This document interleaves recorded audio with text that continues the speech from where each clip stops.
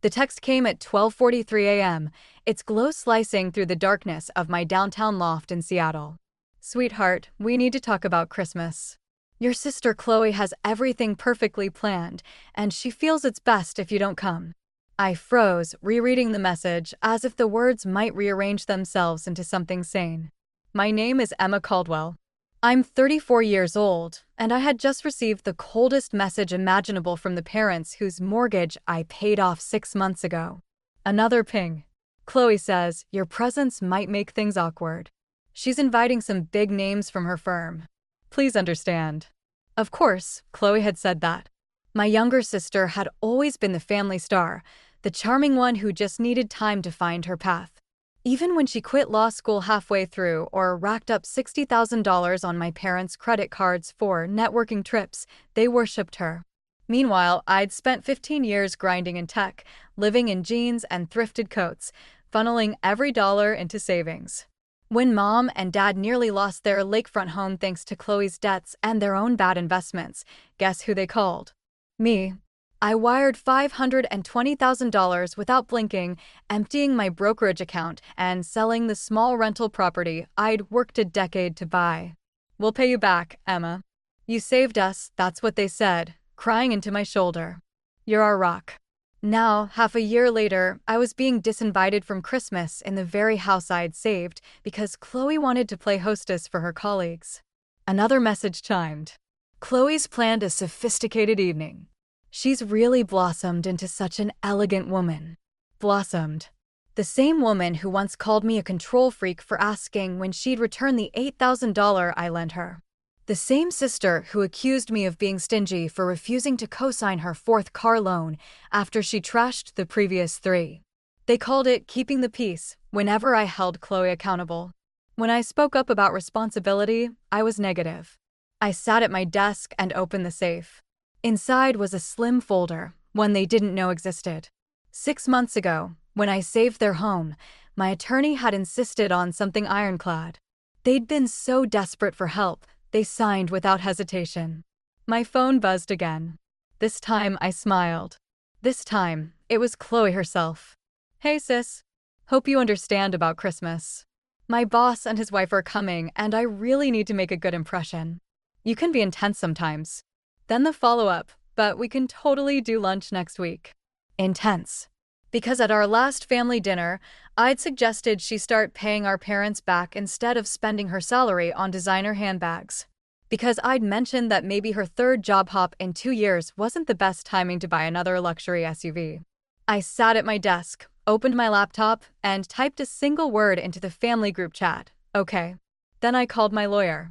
Mark, sorry to wake you, but start the proceedings. The house, he asked. Yes. No, I don't want to wait until after the holidays. I could almost hear Chloe's voice in my head, laughing, calling me dramatic, telling Mom and Dad I was jealous of her success. But I wasn't being dramatic. I was done being the quiet one. After hanging up with Mark, I opened a folder on my desktop labeled Evidence. Inside were months of screenshots, text threads, bank statements, photos, transfers from our parents' retirement fund to cover Chloe's temporary cash flow issues, withdrawals from their home equity line to float her failed ventures, credit card statements for 5-star hotel stays while Mom begged me to cover property taxes. My phone lit up again. Mom, this time, please don't be upset, sweetie. This is so important for Chloe's career. She's finally finding her path. We'll celebrate with you later. Later. Like all those other times, the vacations I wasn't invited to because Chloe needed quality time.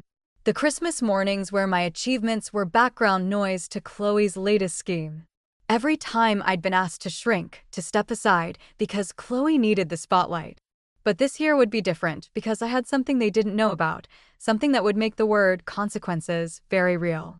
I picked up my phone and texted Mark one last time, send the papers first thing in the morning, and Mark, make sure they arrive during Chloe's perfect Christmas dinner. Then I opened another tab and booked a first-class ticket to the Maldives. Merry Christmas, Chloe. I'd always wanted to watch the Pacific shimmer at sunrise, and now felt like the perfect time to start putting myself first. Let Chloe have her flawless Christmas soiree. something told me it wouldn't end quite the way she planned. Christmas morning came with a storm of notifications lighting up my phone. By then, I was already at SeaTac Airport, sipping an oat latte in the first-class lounge. What is this legal notice? Call us immediately. Yeah, Emma, you can't do this to us. This is our home. You're insane. You're ruining everything, Chloe. I smiled, picturing the agreement they'd signed half a year ago, the one that clearly stated they had 6 months to either purchase the house from me at market value or begin paying rent at the going rate. The notice they just received, it was a formal reminder of those terms, plus the clause they agreed to. Failure to comply would trigger immediate eviction proceedings. My phone rang. Chloe, my boss and his wife will be here in 4 hours. How could you do this? Mom's sobbing. Dad's freaking out. Chloe, I said calmly, I'm surprised you care about the house. Didn't you brag at dinner last month that you were closing a massive deal that would make you set for life? That's different. You know how these things take time. Time? Yes. Like the 3 years you've lived rent-free while I paid the mortgage, or the time you maxed out their cards and never paid them back. That's not fair. I was building my brand. In the background, I could hear Mom clattering pans, probably stress cooking for Chloe's perfect party.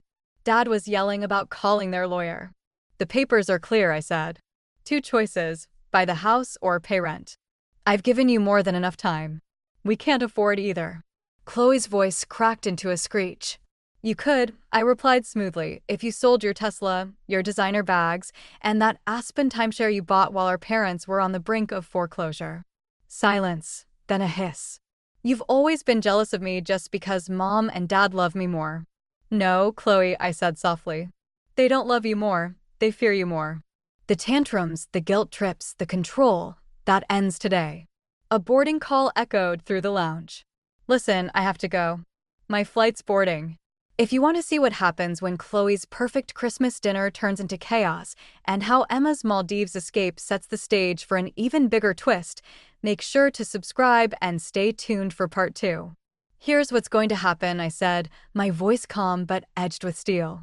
You have until January 15th to either buy the house at market value or start paying rent. If not, you'll all need to find somewhere else to live. I paused, letting that sink in before adding the final blow. Oh, and Chloe, that trust fund you think you're getting from Grandma? You might want to check the terms again. She and I had a very enlightening conversation last week. I heard her sharp intake of breath.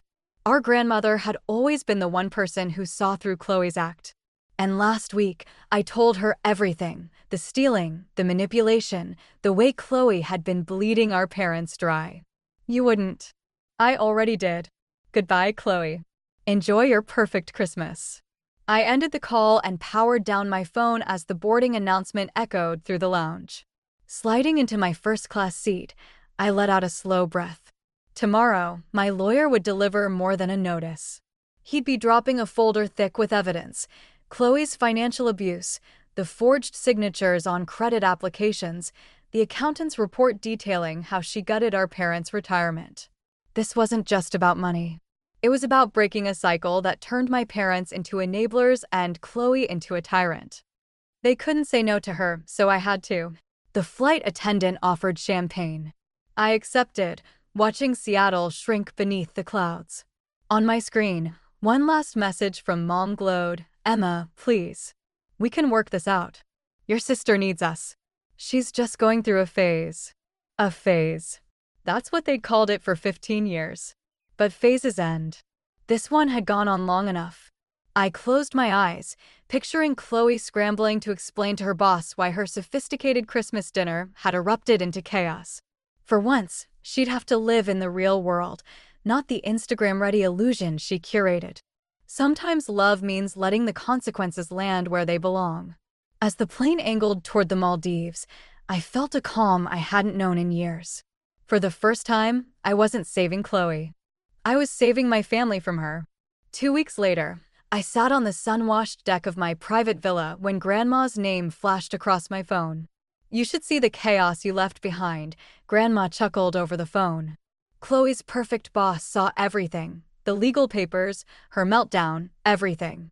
That promotion she wouldn't shut up about? Gone. I took a slow sip of coconut water, watching the sun sink into the turquoise horizon, streaking the ocean with molten gold. "How are Mom and Dad?" I asked. "Finally waking up," she said. "Your father found Chloe's secret credit card statements, the ones showing she's been taking out cash advances in their names. He's furious. First time I've ever seen that progress." My father had never been truly angry at Chloe before. Disappointed, yes, but never this. "In the house. That's why I called." Grandma's voice softened. "They want a meeting. All of them, Chloe included. I think you should come home." I had been expecting this. My 3-week escape was nearly over anyway. "I'll be back tomorrow. Tell them to meet me at my place the day after." "And Grandma?" "Yes, sweetheart. Thank you for standing with me." "Oh, Emma," she said warmly. "I've been waiting 15 years for someone to stand up to Hurricane Chloe." 2 days later, I stepped into my downtown Seattle condo. They were already there. Mom looked drained. Dad looked smaller somehow. And Chloe was unrecognizable. Gone were the designer heels and perfect blowout. She sat on my couch in jeans and a plain sweater, face scrubbed bare, stripped of the armor she always wore. I set down my keys and spoke before anyone could start. "I have something to show you." Opening my laptop, I pulled up 3 documents: a property listing, a business plan, and a brochure. "Option 1, I said evenly, a smaller house, well within your budget if you sell most of your current furniture and Chloe's luxury items for the down payment." I clicked to the next. "Option 2. Dad, remember that accounting firm you always dreamed of? Here's a full business plan to make it happen." And the last slide, Option 3, Chloe, this is a treatment center specializing in financial therapy and compulsive spending. They have an excellent program for chronic liars, too. She opened her mouth to protest, but Dad raised his hand, silencing her for the first time in my life.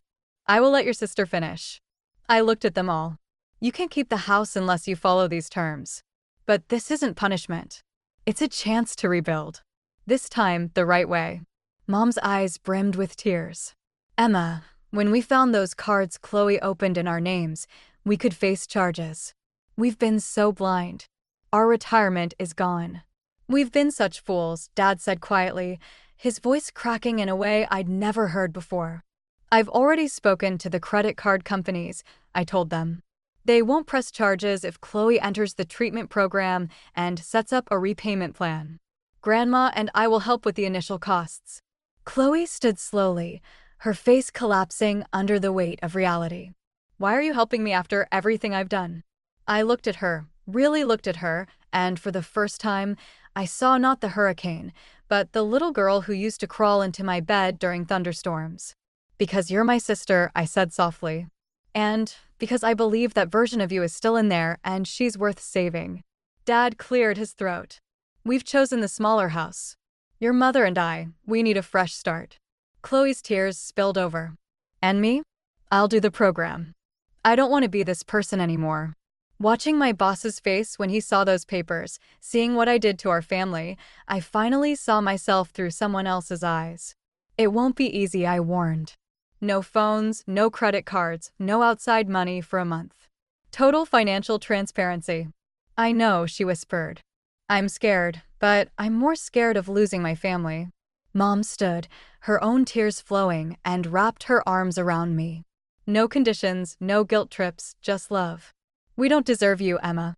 "This isn't about deserving," I said. "It's about healing." For the next hour, we mapped out the plan. Dad would launch the small accounting firm he'd always dreamed of with a properly documented loan from me. Mom agreed to sell her designer collection to help with the down payment on the new home. Chloe would check into treatment next week. As they prepared to leave, Chloe lingered. "With the trust fund, did Grandma really change it?" I smiled faintly. "No, but you needed to understand what was at stake. The money will be there when you're ready. After treatment, after making amends." She nodded and hugged me, awkward but real. "I'm sorry, Emma, for everything, especially Christmas." "I know now." "Prove it."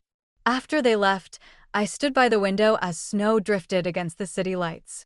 My phone buzzed. Grandma's message, "Proud of you, sweetheart. Sometimes the biggest act of love is saying no." I smiled, remembering the Maldives sunrise. Sometimes you have to fly far away to see things clearly at home. And sometimes the best revenge isn't revenge. It's giving someone the chance to change. Even if that chance arrives wrapped in legal papers on Christmas Day, I want to hear from you. What would you have done if you were in my shoes? Would you have let things slide again for the sake of family harmony? Or would you have drawn the line like I did? Drop your thoughts in the comments because your perspective matters more than you think. To everyone who's ever been labeled too intense, too dramatic, or too much for standing up for themselves, this story is for you. We are conditioned to keep the peace, even when it costs us our happiness and our sanity. But here's the truth I learned: peace without boundaries is just silence in disguise. And silence destroys families faster than any argument ever could. If you've been carrying the weight of fixing everyone else's mess, I want you to hear this. Your worth is not measured by how much chaos you absorb. Sometimes love looks like saying no. Sometimes the kindest thing you can do for the people you care about is to let them face the consequences of their own choices. It's not cruelty, it's accountability. So, if this story resonated with you, hit that subscribe button and join me on this journey, because the next chapter, it's bigger than anything you've seen yet. Support me by leaving a comment for Chloe. What advice would you give her as she begins her treatment? And share your advice for anyone stuck in the cycle of enabling toxic behavior. What's one boundary you've set that changed your life? Remember this: boundaries are not walls. They're bridges to healthier relationships. And sometimes the only way to protect your peace is to take the hardest step first. Subscribe, share your wisdom below, and let's keep this conversation going because change starts when we speak.